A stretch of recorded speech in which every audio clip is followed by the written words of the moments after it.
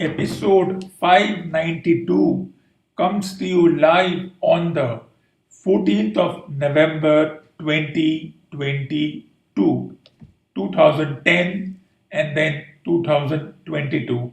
England, the greatest showboaters over the last 7 years, join an elite list of teams who have won two 20 over World Cups. But when you compare the two in 2010 and 2022, they are in contrasting styles because 2010 was before the 2015, post 2015 ruthless aggression attitude era. No one expected England to even win 50 overs and 20 overs in short white ball World Cups. They were supposed to be a good test team and a moderate 50 over team. So when they won in 2010, the reaction was such that everyone was proud that they did win. But then 12 years ago, there was no concept of specialists in terms of 50 overs, 20 overs, test matches. It was all scrambled. No one talked about statistics. T20 or 20 over format was taken in a casual manner that okay, it's there, teams have won, but this rigid conversations around having specialists at this group will be only playing 20 overs. This group will be playing 50 overs. A few of them may be common in 20 overs and 50 overs, and then we have a totally different group of individuals in 5 day matches. But then, all those years ago, 12 years ago, I don't even think this was the conversation. I don't remember how pseudo media, which was still in its infancy and not getting that kind of attention, or not many individuals putting and trying to say that when pseudo media was an important factor, what happened, I do not know. Nor I remember what happened when how newspapers reacted. I don't think they reacted to a team winning a 20 over World Cup. Yes, they reacted happily when India won in 2007 because well, it's their own home nation, but I don't think they reacted as widely as you would see in newspaper columns across different newspapers. First page, and then two whole pages given to this particular win using terms such as white ball specialists and their post 2015 ruthless aggression attitude era. I don't think in 2010 they were doing that. England showed their skills forged in the crucible 2019-2022 campaign. Even if England had won in 2010, it still didn't get the kind of attention as it did when England were knocked out in the 2015 World Cup at the group stage. Then there was a sudden transformation. There was an attitude era coming along, a ruthless aggression era coming along. Everyone was stunned at the way they chose fresh faces who were there but not as prominent. Let me tell you, we are in awe of a Josh Butler and a Johnny Bairstow and their contemporaries and Stokes. These individuals have been playing since 2011, but they were not regular members of the team. They were in, they were out, they were not selected, they were not given that kind of exposure back then.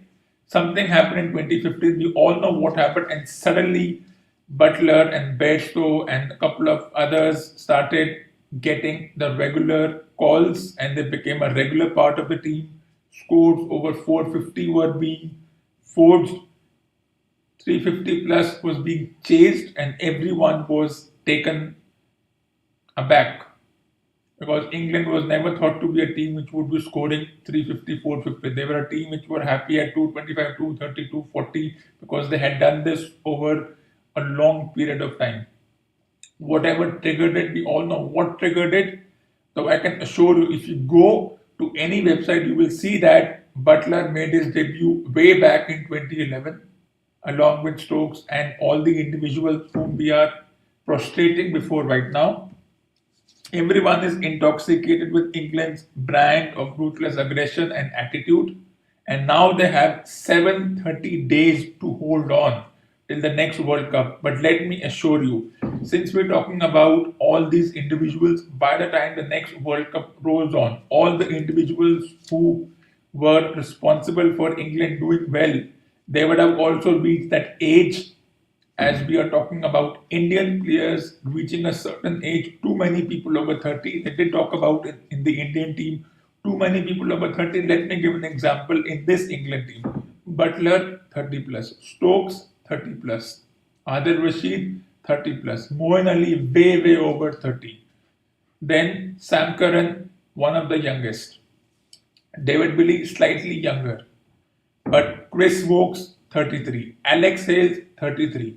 All these individuals were responsible for contributing to the win in this World Cup, but will they be there by the time the 2024 World Cup rolls on? Who knows? England may break the rules and say no. If these individuals are fit, if these individuals can do the job, we'll preserve them. We won't force them to play maybe 50 overs. We'll make sure that they focus on this because 2 years is a long time. And this is not the first time England has had the World Cup for 2 years. In 2010, the 20 over World Cup came, which they won. Then the 2011 World Cup came, which they did not qualify for, which they did not qualify to the next stage. Then the 2012 World Cup came. They had a few fresh faces who are no longer visible today because they all would be around 36, 37 and they have been shown the door. And then they did not do much in the 2012 World Cup. So who knows what will happen by the time the next World Cup rolls on. But for now, they have 730 days to hold on to the trophy. And for the next 730 days, that could mean millions of copies of newspapers will be showboating and just praising their performance left, right, and center and saying, wow, what a perfect team. Everything went perfect. They had their slippery moments, or as we want to call them, banana peel moments, but they did not lose hope and they went on to win the World Cup. Remember, ironically, it was Paul Collingwood who was the captain in 2010. And then 12 years later, the same individual is in there, supports as a batting coach or a fielding coach, also part of the winning team. But then that's a coincidence. But I'm telling you, age will play a role. Who knows what can happen in the next couple of years? You do not know. I do not know. Everyone is talking about age-related factors, but we are only focusing on one country because they did not qualify for the finals. But then that's the prejudice Indian newspapers have carried since the 2015 turnaround and 2019-2022 wins. And since we are talking about World Cups, there is another World Cup next year, but then that's 12 months away. Anything is possible during that time. Who will be part of the final 11? No one knows. How will the cricket board manage preparing for 2023 and 2024 is something that will be watched with curiosity, watched with earnest by everyone, pseudo experts, PPED media, everyone involved in the outside periphery who think they have a voice in this. So, how did the World Cup eventually happen? It's very similar to how the 2010 World Cup happened. England restricted Australia to around 140 and they chased it.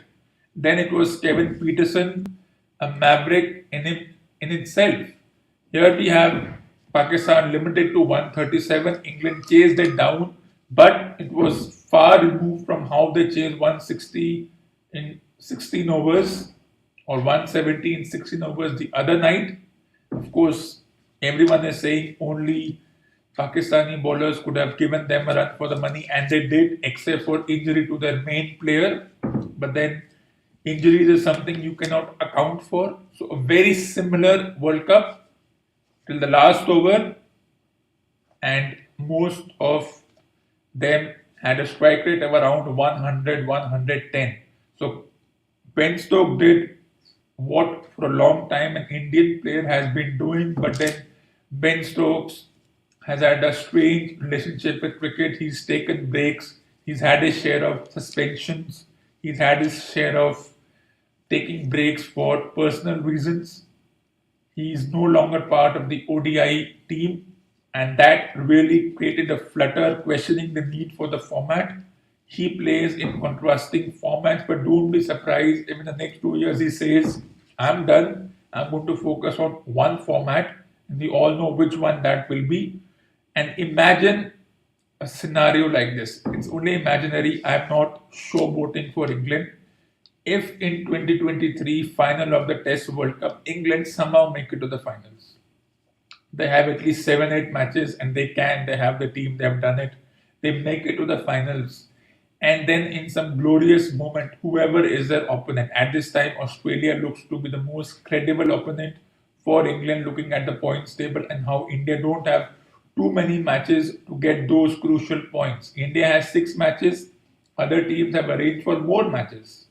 So whether India wins all 6 or wins 5 out of 6, other teams on the virtue of having played more matches will have a higher chance of making it to the finals, with other factors such as run rate and other things the teams not being punished for. But then that's something the team will have to find out. So as I was saying, in some weird moment, England reaches the final of the Test World Cup or WTC, whoever is their opponent, Australia, India, whoever is their opponent, and they go on to win it.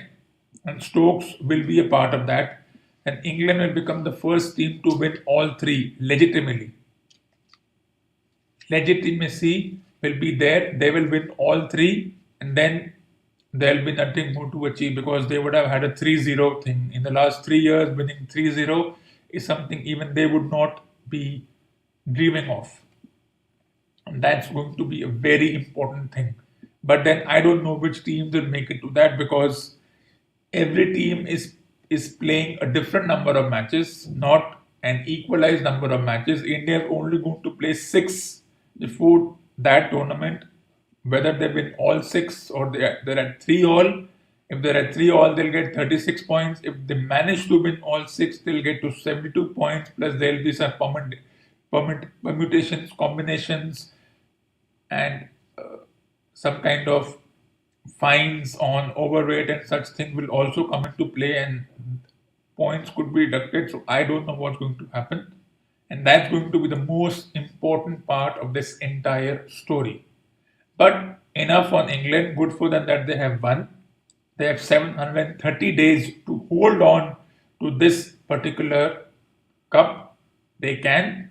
In the meantime, they have 2 more cups they can pick up. Then they will have 250 overs, 220 overs, and 1 test. But I'm just saying they can. I'm not saying they will. I don't know what will happen in the 2023 World Cup. Will the home supremacy continue?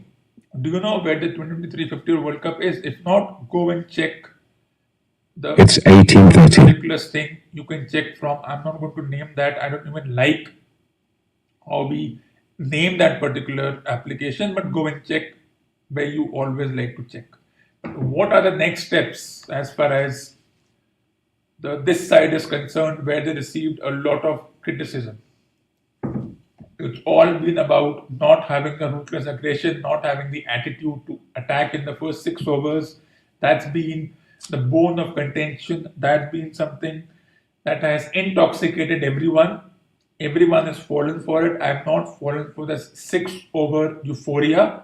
You don't have to go 60. You could be 60 for 4 in 6 overs. You could be 45 for 0 in 6 overs. That depends on how you want to play this thing. But I don't think we should fall for this whole 6 over intoxication. It's not going to work always. And the next World Cup is in a place where you'll have to adapt things. So you will have to look at it very carefully. But the next steps, as always, would be, and I don't like saying this, but phasing out a few older players And we all know what the term old means in this context. Players who have done everything, and then this strange conversation around having three players with the same 130, 135 strike rate, and everyone is saying it doesn't work. Because then, if everyone is going at the same pace, then number 4 to number 7 find themselves under pressure. Let me give you examples. Every team has this issue with who's your number 3 batter. But let me tell you, India will never. Whoever is a number 3 batter right now, there will be a new fresh batter, and that person will be a fixture. And if it's about being aggressive, well, the definition of aggression is different for me.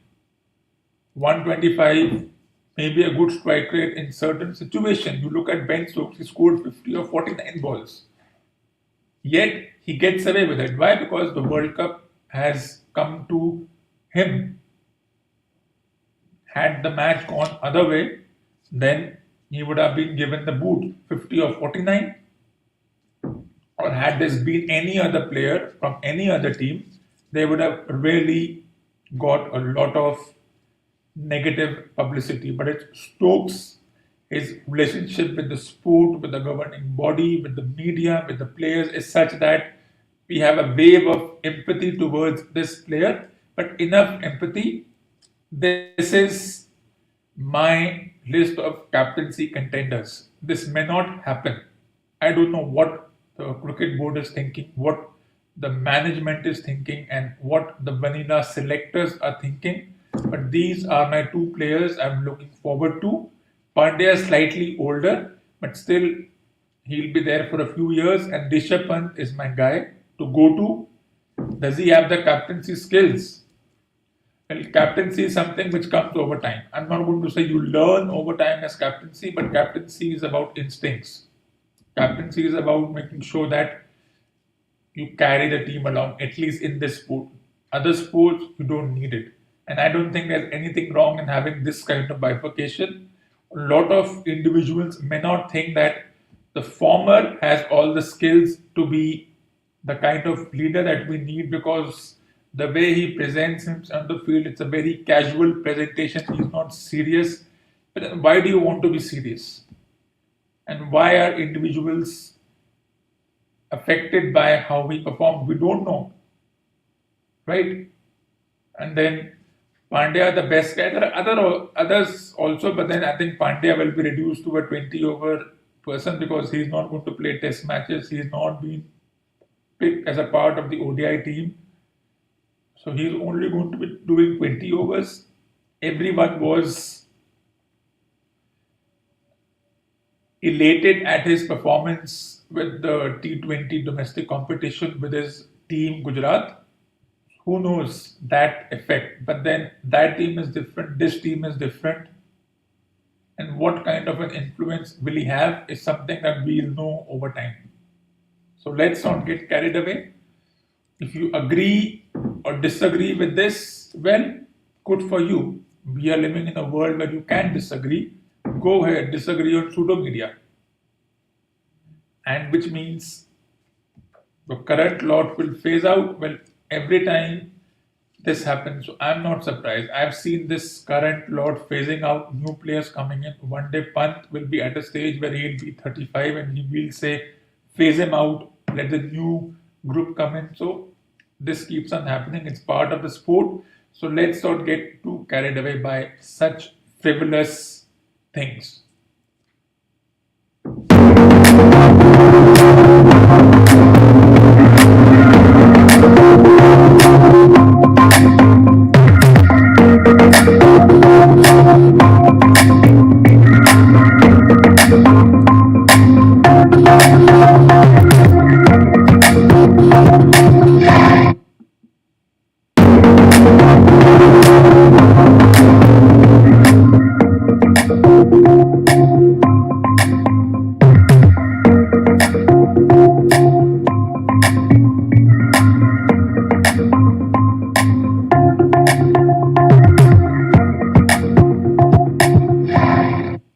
Episode 593 will be live on the 16th of November 2020.